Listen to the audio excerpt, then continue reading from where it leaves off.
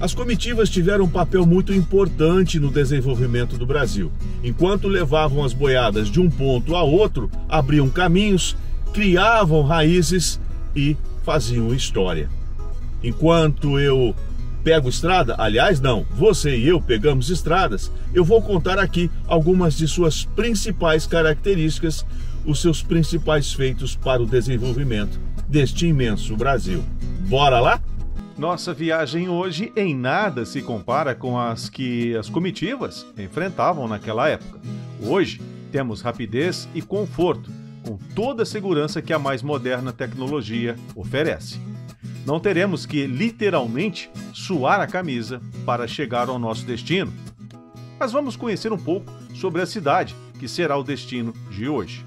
A origem da palavra Icem deriva da língua tupi-guarani, que significa água doce, antiga denominação do município, que recebeu este nome pelo motivo de existir no município dois grandes rios em volume de água doce, o Turvo e o Rio Grande.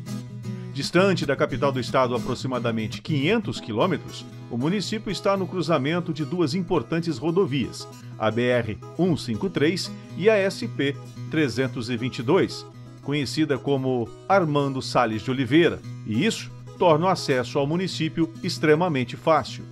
Segundo o último censo, Icem tem uma população de aproximadamente 8.000 pessoas e pertence à região metropolitana de São José do Rio Preto. Mas vamos lá.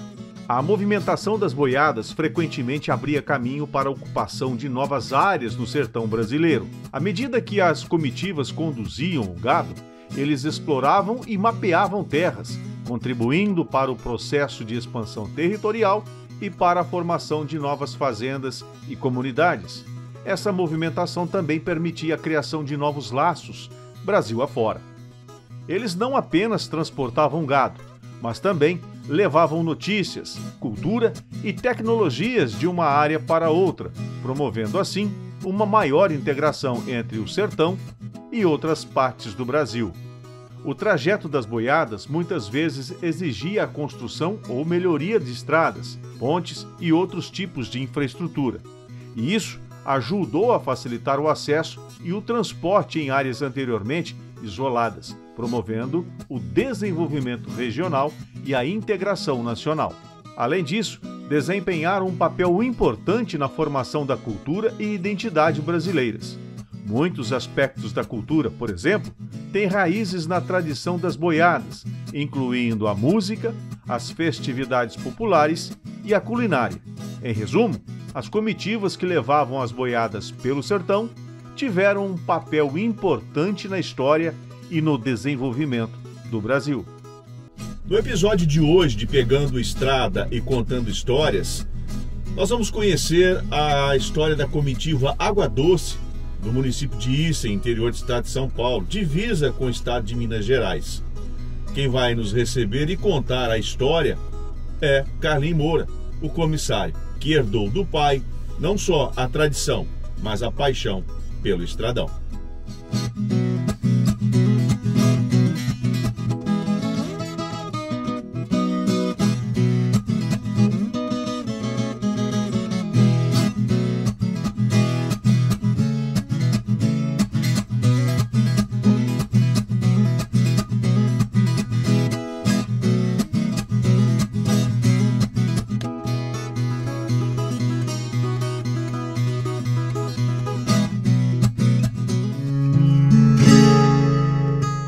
Bem, a comitiva começou, meu pai vindo no Mato Grosso, ele era menino, porque uma família aqui de Minas compraram umas terras lá, foram embora para a região do Rio Brilhante, no Mato Grosso do Sul, e não se adaptaram lá.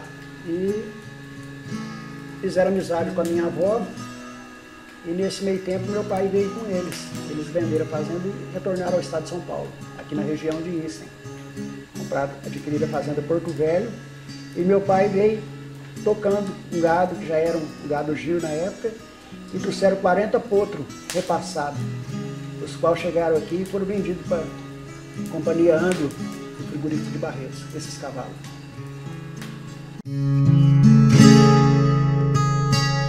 Era uma vida, como que eu vou falar assim, a gente precisava trabalhar, né? Todo serviço assim, a gente tem que ter uma renda, né? A gente não ganhava tão mal, mas era um serviço de muita responsabilidade, uma habilidade, e o serviço não era muito fácil, como é certamente assim, eles retratam em alguma propaganda de alguma queima do alho, não era tão fácil. Por exemplo, né? O peão chegava a hora do almoço, não tinha aquela pausa, né? Vamos sentar para almoçar. O cozinheiro fazia comida, né? E ele vinha a cavalo ali, praticamente ele almoçava em pé e já montava a cavalo, montava na mula do burro para trás, né? Ia ficar no seu posto para o outro poder vir almoçar. Não parava todo mundo assim, né? Era trabalhoso, só ia parar no ponto de pouso, na hora da janta mesmo. A comitiva é uma escola, né? A pessoa, o peão que passasse ali, ele teria que ter uma certa disciplina, porque senão ele era até multado. Por exemplo, na hora dele servir, né, ele tinha que pegar o prato de acordo, não tirar a tampa da panela da mão, não deixar cair nada, não, por exemplo, começar pela mistura, né, ele teria que vir no arroz, feijão e assim por diante. Não poderia entrar sem camisa, sem chapéu, beirando a trempe também, uma trempe dessa daqui. Ele é bem rigoroso, mas funcionava, né? Essa era a parte da hora do almoço.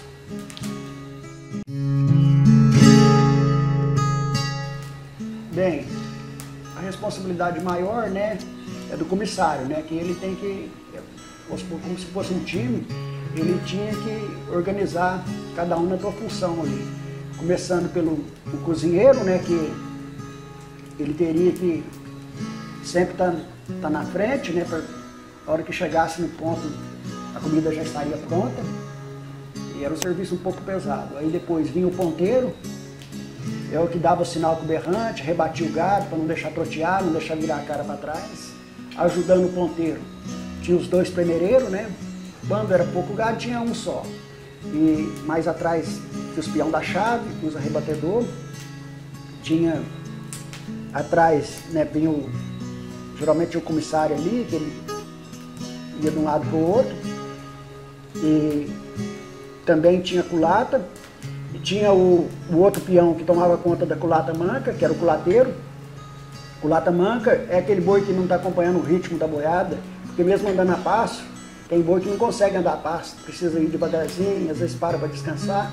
Então tem aquele peão que chegava por último. Aquele peão que cuidava da culata manca, quando o cozinheiro chegava para fazer a boia, o primeiro prato que era separado era dele, porque ele iria chegar por último, daquele gado mais sofrido. E ele dava conta do recado, vinha tratando daquele gado da melhor maneira, deixava comer uma moita, tinha um capim melhor, às vezes achava uma soqueira de roça, ele deixava um pouquinho, forrar o bucho. Essa era a função do homem, do peão que conduzia a culata manca. E tinha também dentro da comitiva o arribador. O arribador era aquele um peão muito preciso, que sabia usar um laço, sabia mexer pegar uma reis bravia. Ele dava conta de conduzir ele até dentro da boiada para retornar, e às vezes acontecia de ficar 2, 3 dias numa arribada, um boi que se perdia do gado ou fugia. Geralmente era um boi veaco, quando ele tinha a opção de entrar no mato para escapar, por ali ele ficava. Esse peão teria que cortar a batida, ir devagarzinho e trazer ele de volta para a boiada. Não era qualquer peão que era competente para fazer isso daí. Bom, tem uma história interessante do peão de boiadeiro. Como a gente falou, cada um tinha uma função, vou falar a história de um arribador. É uma história que eu não presenciei, mas meu pai contava pra gente. Ele era rapazinho, trabalhava numa fazenda, desse pessoal que trouxe ele do Mato Grosso. E um ano, na época do transporte forte de gado mesmo, passou uma boiada muito ligeira, e ficou um boi de arribada. Eles tentaram pegar o boi e não conseguiram. E esse boi ficou alongado na fazenda. Eles pelejavam para levar o boi para o curral, para amansar, e ele não dava certo. Aí transcorreu um ano essa história. No outro ano, eles viram um peão apiado numa jardineira, uma tralha de arreio nas costas, um senhor já de bem idade. E ele veio devagarzinho, aí eles foram de encontro, e ele se identificou lá na fazenda, seu Tarcílio Correia. na Fazenda Porto Velho, Fazenda do Tarcínio Correia. Aí ele falou assim, eu sou fulano, meu nome é Venerano. Vem vindo uma boiada para trás, daqui uns 2 dias ela vai passar por aqui. Eu vim na frente, que eu vim pegar o boi que ficou, que está aí, é do meu patrão. Eu vim para levar ele. Eu tenho que largar ele lá no corredor, levar ele para o corredor. Aí disse que o pessoal olhou nele, assim, com um pouco de descaso, né? E ele disse, eu preciso de um animal. Vocês me emprestam um animal e falam mais ou menos onde é que o boi está. Aí eles falaram, não, nós vamos te arrumar um animal e vai o pessoal para te ajudar. Disse que foram uma meia dúzia.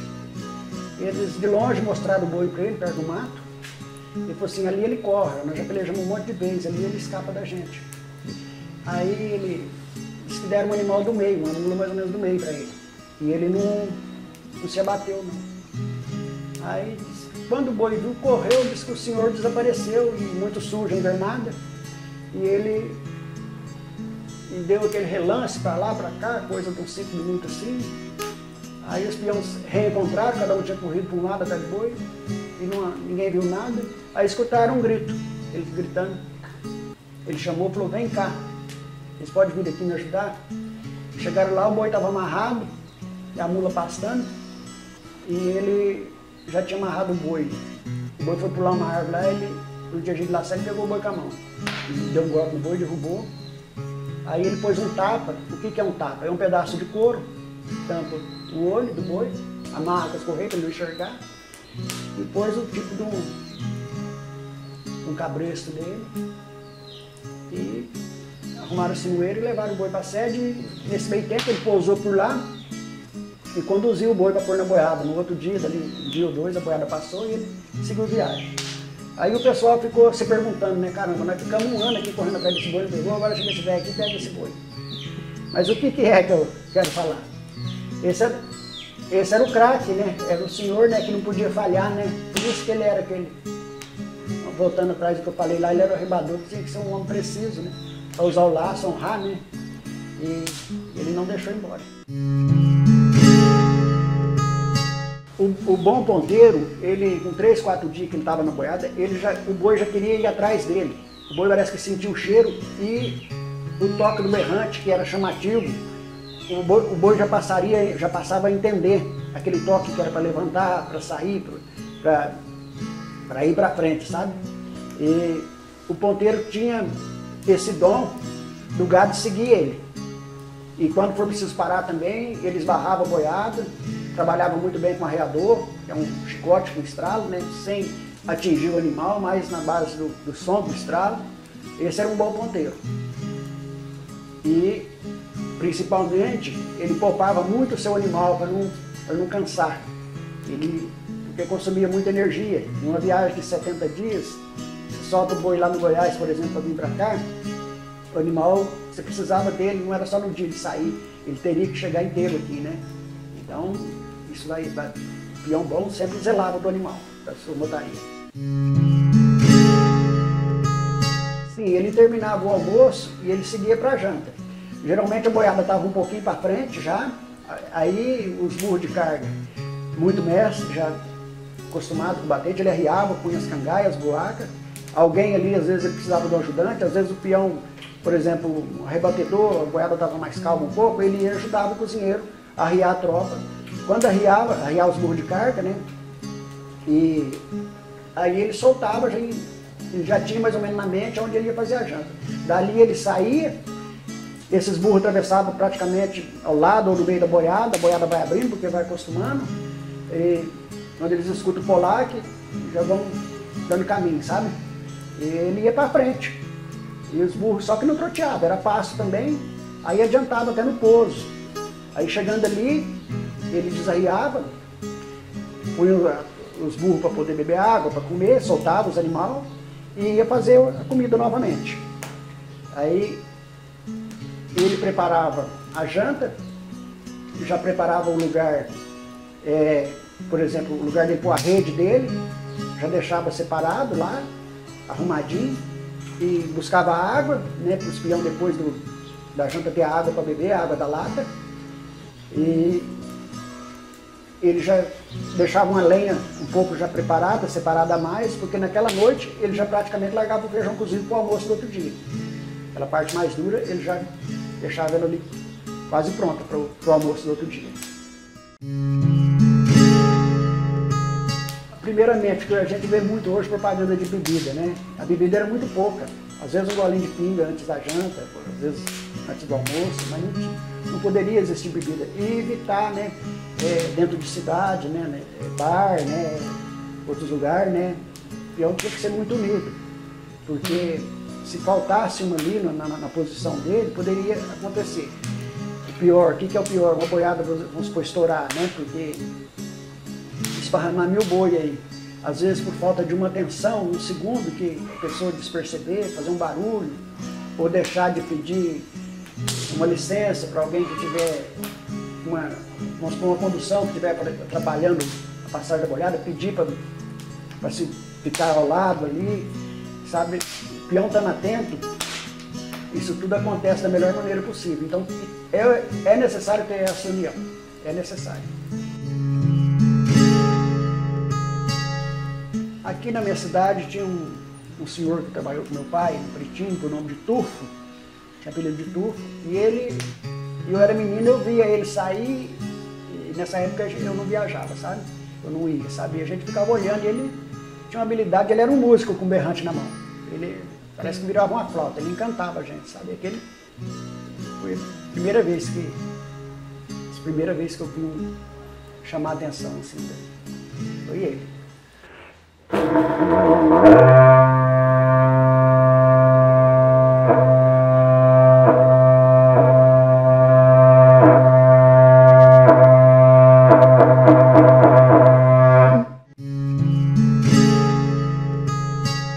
Eu viajei muito pouco, eu peguei só viagem pequena, às vezes uns trechos em Goiás, 20, 30 dias. É bem diferente do meu pai.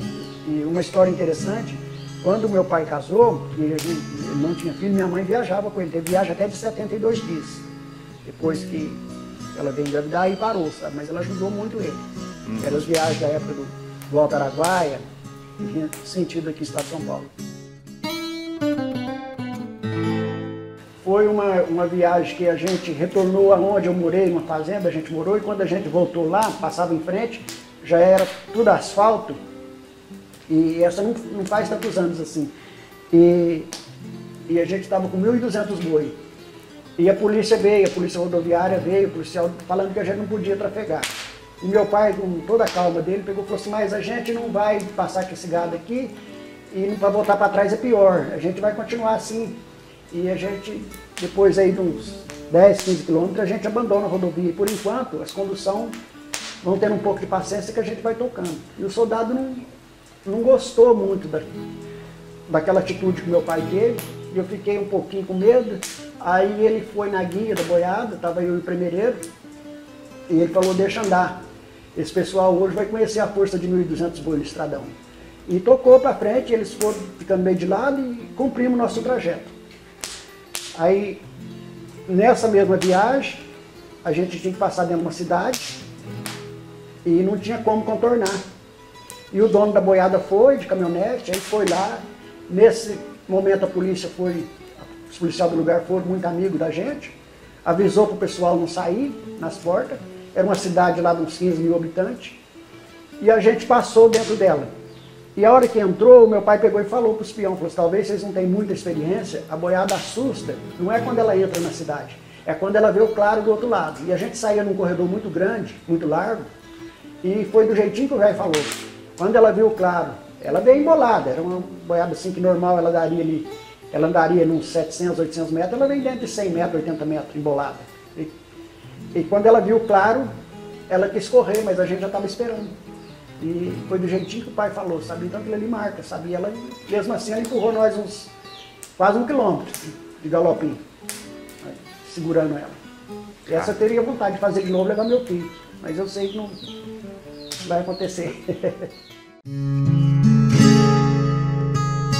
Na época atual eu vejo algumas comitivas, todo mundo usando laço. Na época que era o transporte de gado pesado, o comissário às vezes levava um laço e o arribador que carregava o laço. Não era uma ferramenta para todo mundo, sabe? Até mesmo que o animal de que viaja na comitiva, ele tem que ser uma tralha muito maneira, pouca argola, ele tem que proteger bastante o lombo, do jeito que eu te falei. Então, isso aqui seria um adereço a mais para aqueles peão que não iam usar, então eles não levavam. Mas o arribador precisava porque era a ferramenta dele trazer o boi para dentro. Trazer para o rebanho de novo, trazer para a boiada, sabe? Laço trançado de 4 ou um solvéu coxado. Existem vários tipos de laço. Eu vou falar do tipo que eu aprendi a mexer, aprendi a usar. O que acontece? Eu vou te dar um exemplo assim.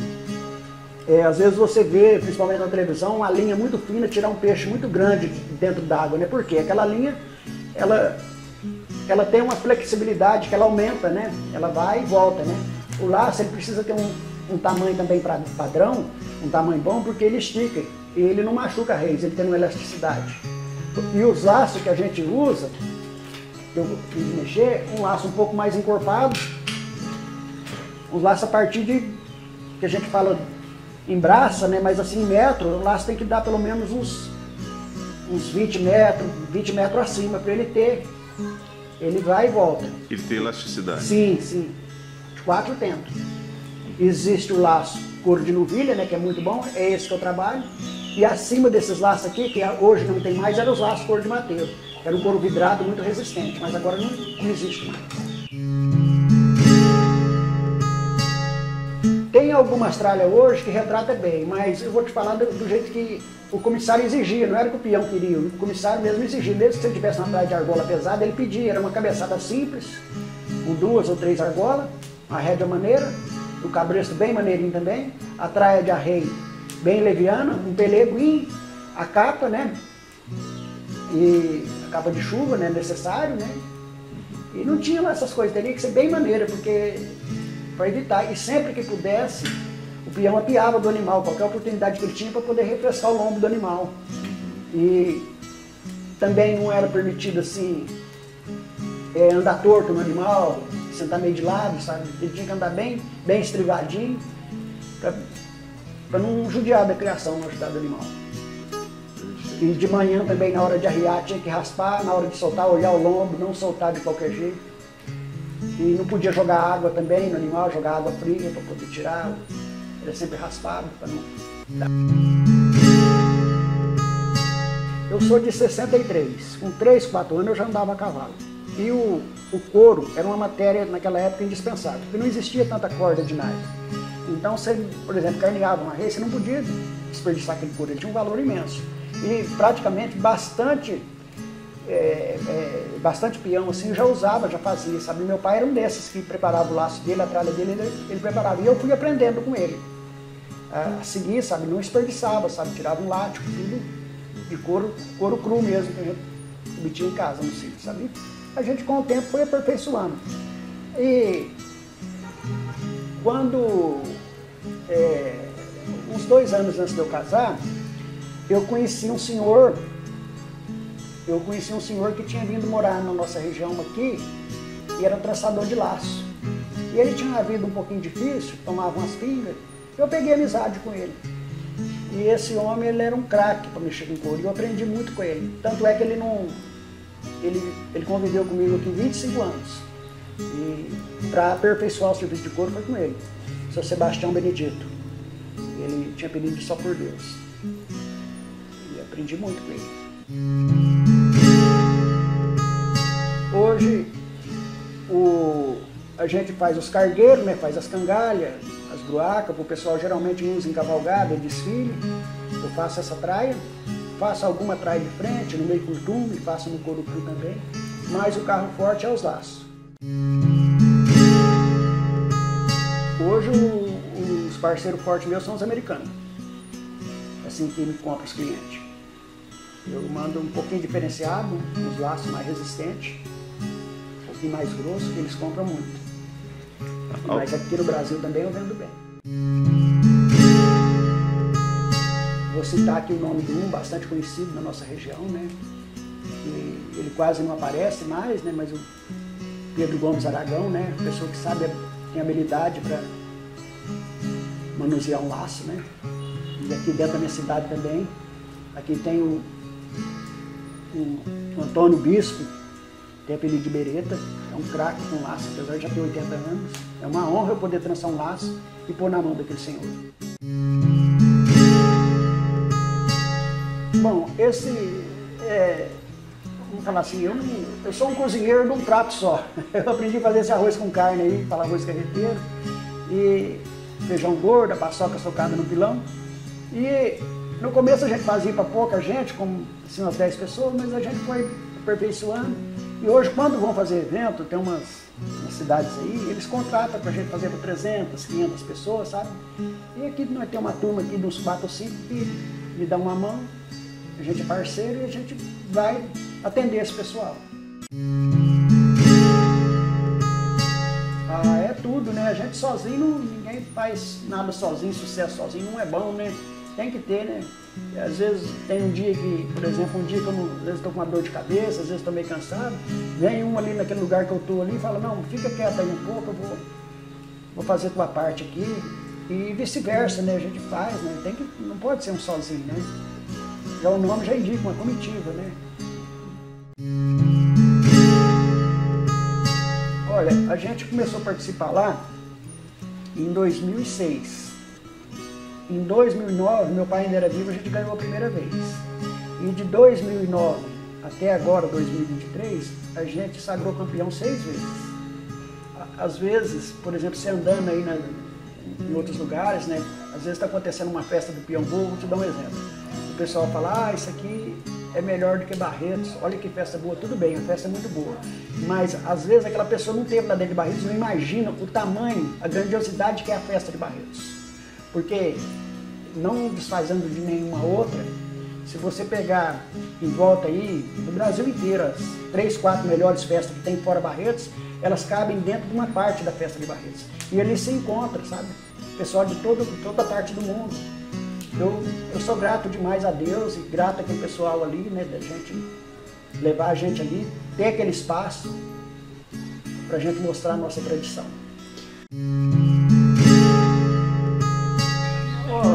O meu sonho é que ela continue, né, no básico, que não mudar, por exemplo, a questão a gente tem um tempero aqui, né, da comida, né, que eu vou passando isso daqui, eu não adiciono muito condimento, muita química, a gente trabalha à base de sal, alho e cebola. E uma pimenta verde, às vezes do lado, uma pimenta curtida, eu não misturo muita coisa na carne, nesse prato meu. Eu peço assim para o meu filho continuar, né, os meninos que me ajudam aí, né, não modificar isso daí, porque é uma coisa, porque vai entrando, o que é que acontece, que eu tenho visto?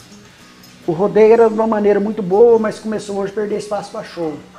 E a comitiva também eu não quero, eu falo assim para não deixar entrar outras partes, porque propaganda, para segurar essa parte aqui simples assim, sabe?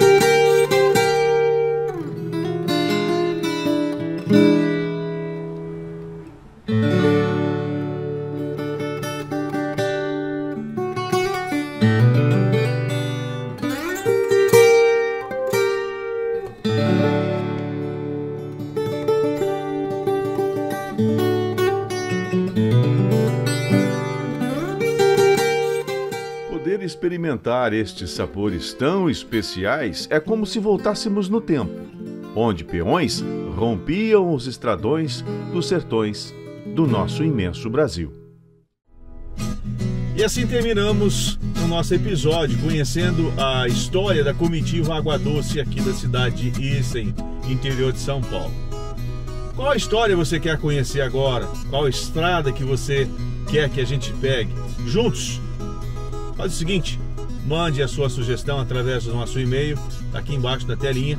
E se você já chegou até aqui nesse vídeo, é muito importante que você nos ajude, que você se inscreva no canal, que você curta, que você comente e que você também compartilhe o nosso conteúdo. Assim, a plataforma vai entender que nós temos relevância e isso vai nos ajudar a continuar a seguir aí nessas estradas, contando histórias, e isso é muito bom, principalmente por sua companhia, tá bom?